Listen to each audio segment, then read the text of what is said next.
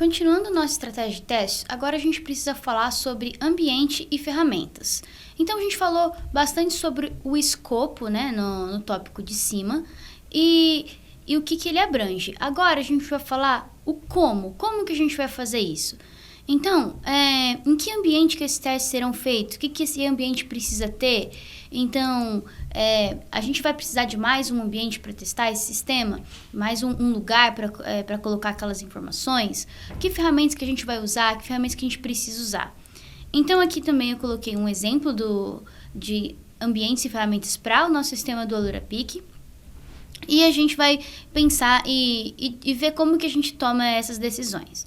Então, aqui eu escrevi, né? Os testes serão feitos em um ambiente de homologação.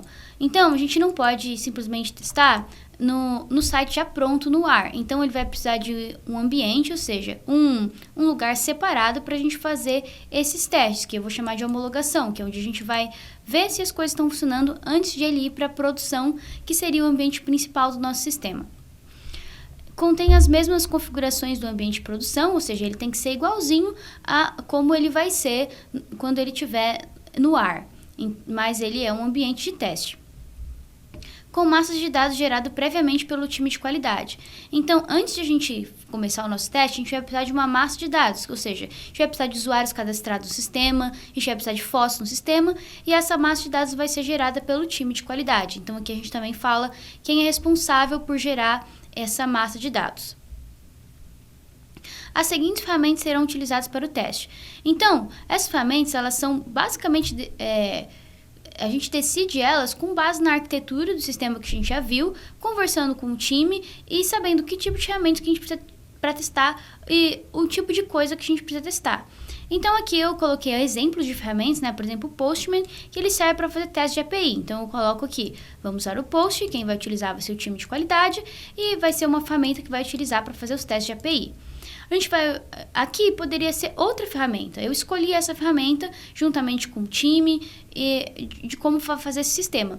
Mas essa é uma decisão que também não tem certo e errado.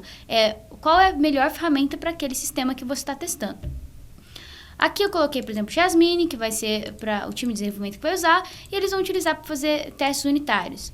E Selenium, que também o time de qualidade vai utilizar, e é uma ferramenta para testes end-to-end. Então, vocês não precisam se preocupar com os nomes das ferramentas e cada coisa que essa ferramenta faz. O que você precisa saber é o seu sistema que você vai testar. Quais seriam as ferramentas boas para testar ele? Vou conversar com o time, eu vou ver as ferramentas que estão disponíveis para fazer esses testes e vou tomar decisões e essas decisões elas têm que ser descritas nessa parte de ambiente e ferramentas. Então, tudo relacionado a como que a gente vai fazer esse teste e que ferramenta que a gente vai utilizar tem que ficar nessa parte.